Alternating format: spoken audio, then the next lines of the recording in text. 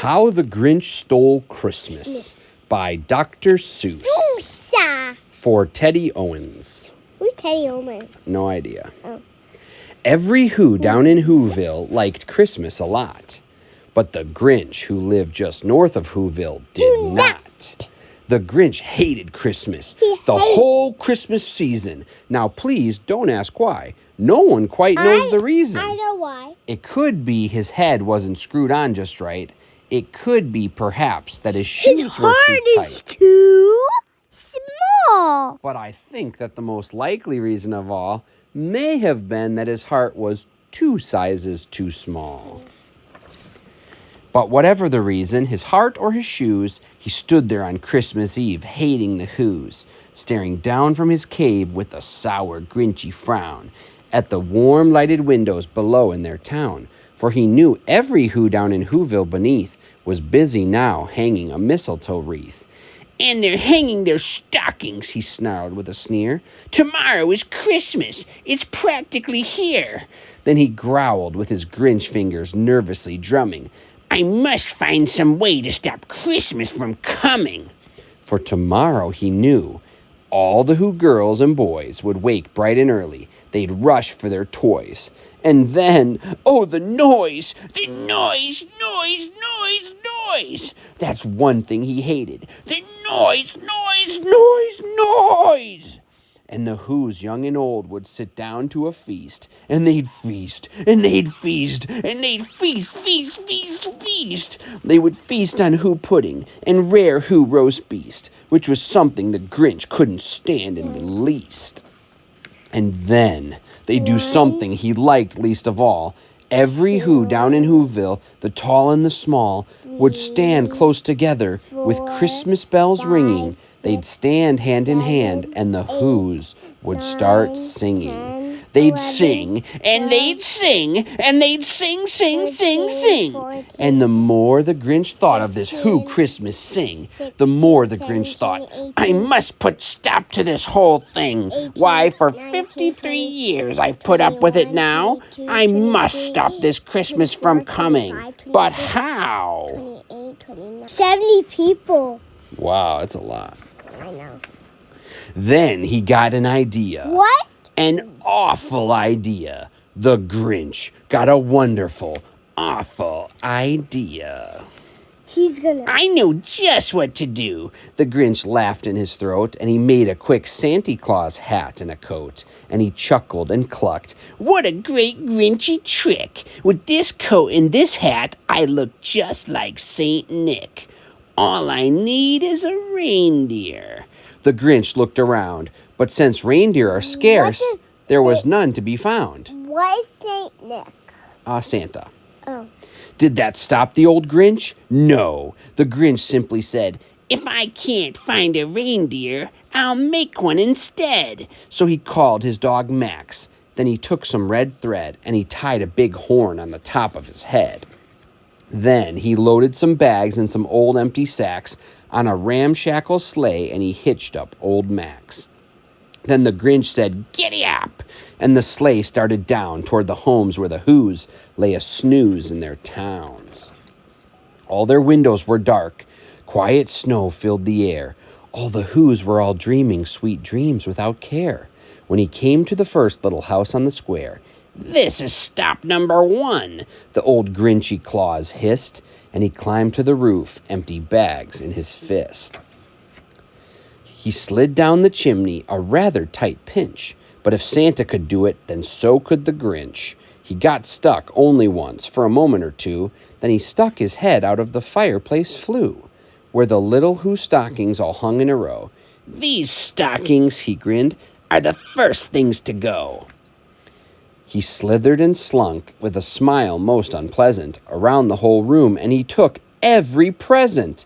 Pop guns and bicycles, roller skates, drums, checkerboards, tricycles, popcorns, and plums. And he stuffed them in bags. Then the Grinch very nimbly stuffed all the bags, one by one, up the chimbley. Then he slunk to the icebox. He took the Who's feast. He took the Who pudding. He took the roast beast. He cleaned out that icebox as quick as a flash, Why, the Grinch even took their last can of Who hash. Then he stuffed all the food up the chimney with glee. "And now," grinned the Grinch, "I will stuff up the tree." And the Grinch grabbed the tree and he started to shove when he heard a small sound like the coo of a dove. He turned around fast and he saw a small Who, little Cindy Lou Who was not more than 2. The Grinch had been caught by this tiny Who daughter who'd got out of bed for a cup of cold water. She stared at the Grinch and said, "Santa Claus, why are you taking our Christmas tree? Why?" But you know that old Grinch was so smart and so slick, he thought up a lie, and he thought it up quick. "Why, my sweet little tot," the fake Santa Claus lied, "there's a light on this tree that won't light on one side, so I'm taking it home to my workshop, my dear. I'll fix it up there, and then I'll bring it back here." And his fib fooled the child, and he patted her head, and he got her a drink, and he sent her to bed. And when Cindy Lou Who went to bed with her cup, he went to the chimney and stuffed the tree up. Then the last thing he took was the log for their fire, and he went up the chimney himself, the old liar. On their walls he left nothing but hooks and some wire, and the one speck of food that he left in the house was a crumb that was even too small for a mouse. Then he did the same thing to the other Who's houses, leaving crumbs much too small for the other Who's mouses. It was 1/4 dawn, all the Who's still abed, all the Who's still a snooze, when he packed up his sled, packed it up with their presents, Daddy, the ribbons, the wrappings. Daddy, George is powerful. Okay. The tags and the tinsel, the trimmings, the trappings. 3,000 feet up the side of Mount Crumpet, he rode with his load to the tip-top to dump it. "Pooh, pooh to the Who's," he was grinchiously humming.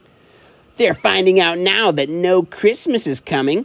They're just waking up. I know just what they'll do. Their mouths will hang open a minute or two. Then the Who's down in Whoville will all cry boo-hoo." That's a noise. That's cranky talking. "That's a noise," grinned the Grinch, "that I simply must hear." So he paused, and the Grinch put his hand to his ear.